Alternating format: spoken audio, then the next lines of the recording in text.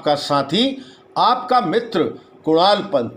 साथियों, आज है 14 अप्रैल में और 14 अप्रैल का दिन अपने आप में बहुत ही ऐतिहासिक, बहुत ही महत्वपूर्ण और बहुत ही उद्देश्यपूर्ण है, क्योंकि आज ही है अंबेडकर जयंती।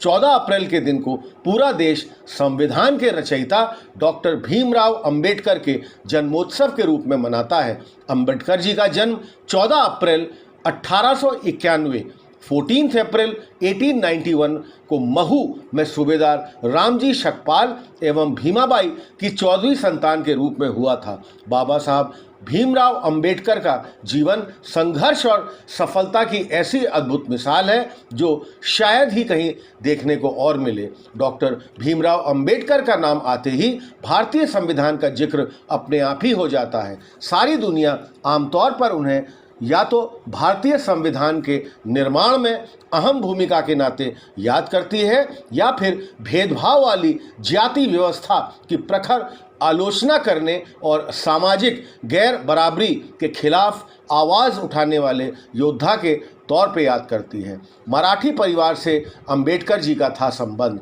अंबेडकर का परिवार मराठी था और वो मूल रूप से महाराष्ट्र के रत्नागिरी जिले के अंबेडवेकर गांव से ताल्लुक़ रखते थे। माँ का नाम भीमाबाई सकपाल था। अंबेडकर के पिता कबीर पंथी थे। महार जाति की होने की वजह से अंबेडकर के साथ बचपन से ही भेदभाव शुरू हो गया था। उनकी आर्थिक हालत बहुत अच्छी नहीं थी, लेकिन शिक्षा के प्रति उनका अटूट प्रेम था। इसलिए वे बालक भीम को अच्छी शिक्षा देने के लिए ही मन दृढ़ संकल्प थे।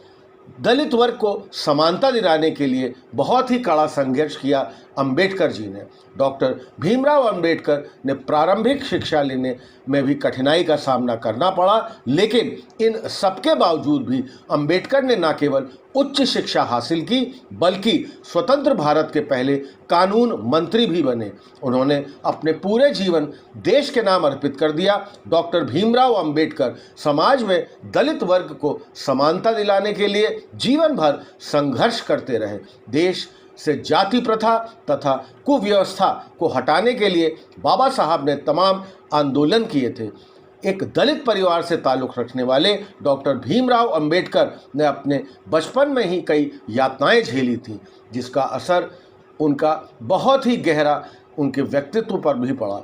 भीमराव अंबेडकर ने अपना पूरा जीवन सामाजिक बुराइयों जैसे छुआछूत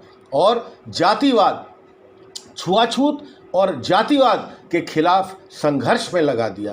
पूरे विश्व में उनके मानवाधिकार आंदोलनों और उनकी विद्वता जानी जाती है।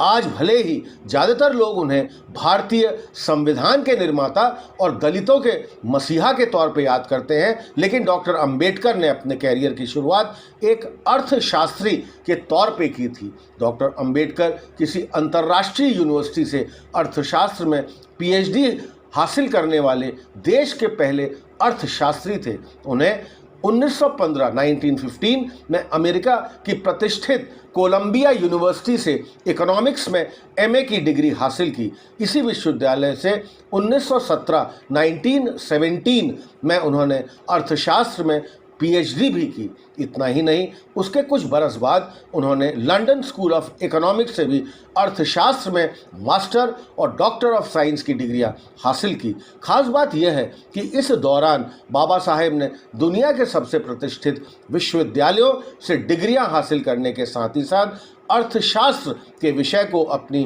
प्रतिभा और अद्वितीय विश्लेषण क्षमता से लगातार समृद्ध भी किया।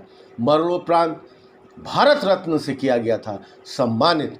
2015 से अंबेडकर जयंती को सार्वजनिक अवकाश घोषित कर दिया गया। उन्हें 31 मार्च 1990, 31 मार्च 1990 को मरणोपरांत भारत रत्न से सम्मानित किया गया। बाबा साहब के जीवन सचमुच बहुत ही संघर्षशील और सफलता की एक ऐसी अद्भुत मिसाल है। तो साथियों, कैसा लगा हमारा आज का ये एपिसोड, हमें ज़रूर आप बताइए। हमारे इस चैनल मिसाल टुडे को अधिक से अधिक संख्या में आप सब्सक्राइब करिए ताकि रेगुलर नोटिफिकेशंस आपको मिलते रहेंगे। हमारे चैनल को लाइक करिए और हाँ साथियों, अपने कमेंट्स हमको आप ज़रूर पोस्ट करते रहिए। तब तक मैं आपका साथी, आपका मित्र कुणाल पंत, मिसाल टुडे, लखनऊ से।